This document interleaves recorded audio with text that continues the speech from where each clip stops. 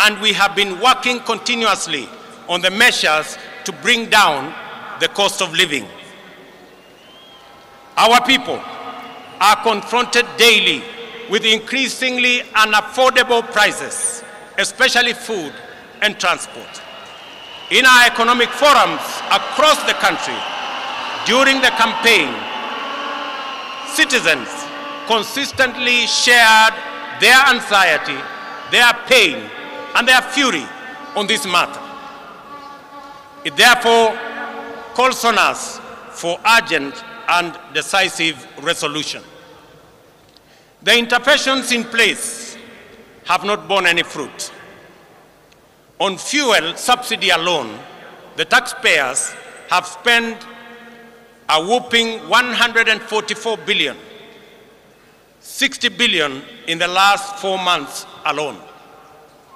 If the subsidy continues to the end of the financial year, it will cost taxpayers 280 billion, equivalent to the entire national government development budget. Additionally, there was an attempt to subsidize unga in the run-up to the election, a program that cobbled up 7 billion in 1 month.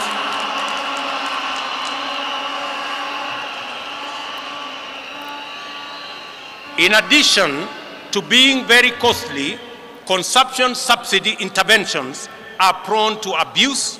They distort markets and create uncertainty, including artificial shortages of the very products they seek to subsidize. The cost of living challenges are related in our respectful submission to production. Our strategy to bring down the cost of living is predicated on empowering producers. The forecast for maize harvest this year is below 30 million bags against a normal production of 40 million bags. The main cause of the decline in production is the high cost of farm inputs. Our priority intervention, therefore, is to make fertilizer, good quality seed, and other agricultural inputs affordable and available. For the short rains, we have already made arrangements to make 1.4 million bags of fertilizer available at Kenya shillings 3,500 for a 50-kilogram bag, down from the current 6,500. This fertilizer will be available from next week. I appeal to county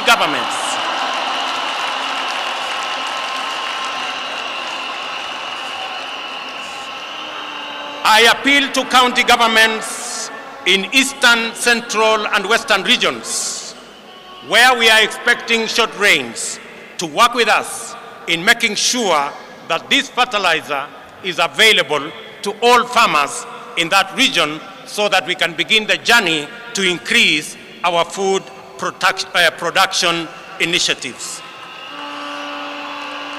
Additionally,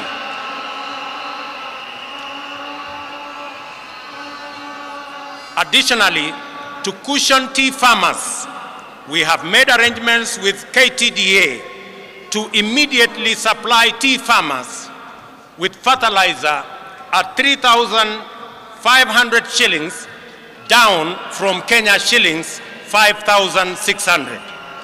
This is our initial intervention. We will be doing more in the medium term and in the long term. We are alive to the challenges of drought that face 7 counties, which are now at alarm, or 13 that are at alert stage, respectively. We are determined to ensure that no county slips into emergency phase, and will coordinate with county governments, which are the first line of our response.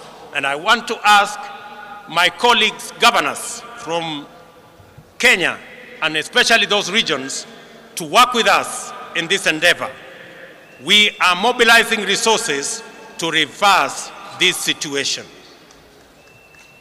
Our goal is not just to provide relief and recovery to restore the situation, but to invest and unblock the huge economic potential of rangelands that constitute 2/3 of our country. Jobs, ladies and gentlemen, is our other priority. It is time for us to stem the tide of youth unemployment. Every year, 800,000 young people join the workforce, and over 600,000 of them do not find opportunities for productive work. Moreover, our young people in cities and towns face very hostile environments, many times treated as a nuisance and their hassles criminalized. Those who seek to set up formal businesses are faced with a bureaucratic monster that is multiple licenses. Our immediate agenda is to create a favorable business and enterprise environment, decriminalize livelihoods, and support people in the informal sector to organize themselves into stable, viable, and credit-worthy business entities. This is the essence of the bottom-up economic model, which creates a path for traders and entrepreneurs to build linkages, experience safety, and enjoy security as they go about their enterprises. We will work with county governments to create frameworks that provide secure trading places in our cities and in our towns. We have committed specifically in the city of Nairobi to work with the county government of Nairobi to build an additional 20 markets in the city of Nairobi alone as we work with other counties to achieve their plans.